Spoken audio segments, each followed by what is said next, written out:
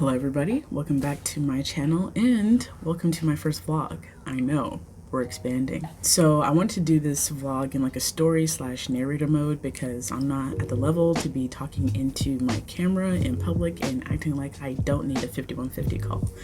So with that being said, so for the past 3 weeks, I was at home with my family to attend to some personal matters, and maybe because I missed them, but that's besides the point. But while I was at home, I wasn't as busy as I thought I was going to be, and after some time just kind of hanging around the house, I was like, maybe I should go outside and get some sun because, you know, vitamin D being in the nature, you know, whatever. So when I did go outside to the backyard, it had seen better days. And the dog got a lot of good use out of the backyard, if you know what I'm saying. So I just decided to clean up the backyard. So the first day of cleaning up, I just removed all the detritus and raked the backyard of unnecessary fallen leaves, wood chips, dead grass, debris, etc. I think that's what Trump was referring to when he meant by cleaning the forest floors, something like that. On the second or third day, I don't remember, I picked a moderate amount of rocks that were just kind of all over the grass area. And the reason why I did that is because if you've ever been barefoot and outside and you step on a rock, it's like the equivalent of nature's Legos.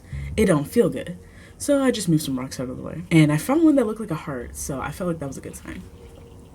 Then I don't remember what day I started my next project in the backyard, but I started working on this giant overhang of flowers that we have that it like starts on our neighbor's side and then it just kind of falls on our side, which normally is like nice because it's just flowers, but it was just too much of it. So thankfully we had a lot of tools at my disposal. I found some gardening shears, a chainsaw, which my dad showed me how to use, and a handsaw in case the chainsaw wouldn't be able to get to certain parts of like the flower overhang. And of course some safety glasses. I'll insert day one footage right here. I was looking quite good.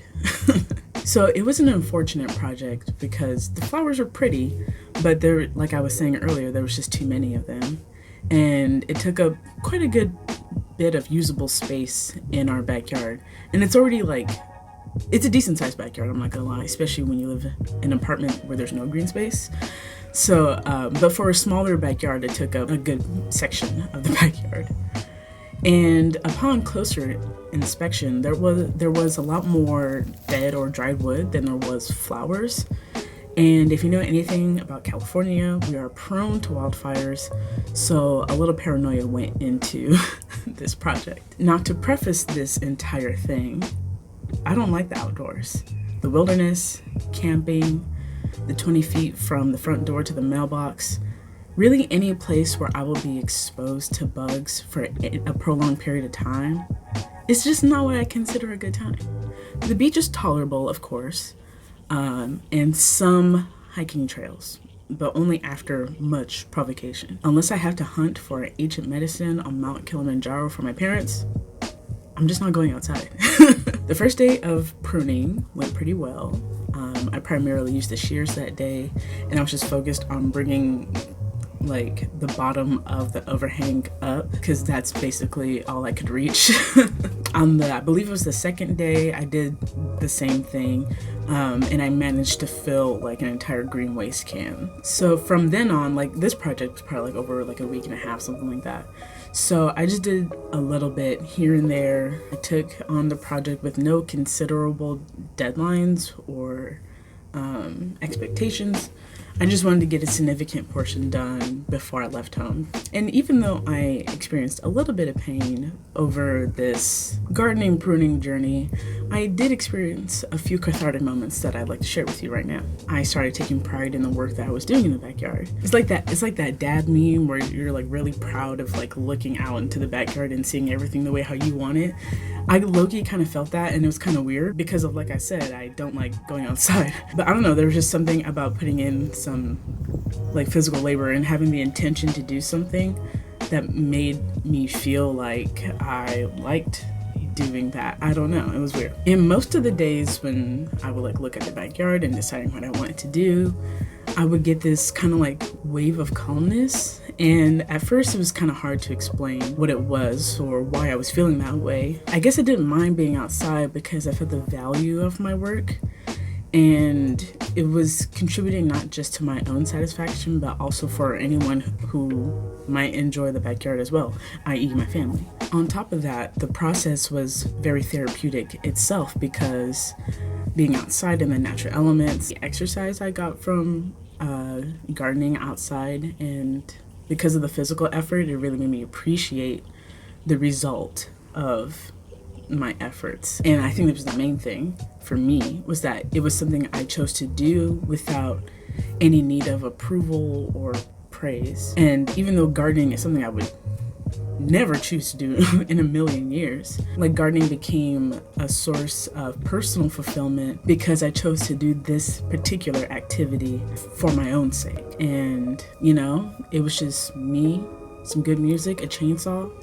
I didn't need anything else. I think the main crux of this video, or what I'm trying to get across to remind myself or others who may think like me, is that the act of making the decision to do something has enough value in itself. By removing unnecessary expectations, we also remove the power of judgment from others, or what we might perceive others would judge us for. It just kind of made me think, how many more experiences am I not experiencing because of my fear of that experience or that decision-making process not fulfilling some unnecessary expectation, you know? I don't know. I thought all that was helpful for me. Anyways, before I get too preachy, I just wanted to share what I learned from my gardening experience. And I wanted to pose a question to anyone who's watching. Are there any experiences that you chose to do that surprised you or taught you something, like my experience working in the garden? If so, I would definitely love to hear about those things in the comments below. And if you're someone like me that struggles to find things to do, my roommate sent me, I think it was a link or article or something, but it led to this wiki article which lists a bunch of hobbies. And of course, not all of them are accessible, but I think it's definitely helpful to look anyways, just to give some inspiration about maybe things that you could do in the future, maybe things you could do right now, that kind of stuff. Or if you already have an activity in mind, but you haven't gotten to it yet, just give yourself permission to try, you know? It can be right after this video, in a week, a month, whatever. But at least start by giving yourself the permission to decide to do something for you. I think we could all do a little bit more of that. I know I could definitely do a little bit more of that.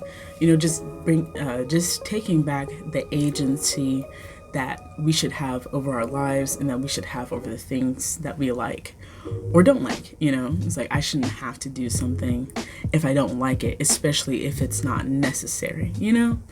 And you shouldn't talk yourself out of doing something that's positive or that's good for you just because of some preconceived notions that somebody, or that even you, might have about a particular activity. It's like, if you want to sing, sing. If you want to dance, dance. If you want to paint, I don't know, then do it. Like, just pick something, do it for a little bit, see how it makes you feel, and then continue on. And that's like I said before, that's what I know I need to practice on. And yeah, so thank you so much for watching my first ever vlog. Thank you for liking, subscribing, and commenting.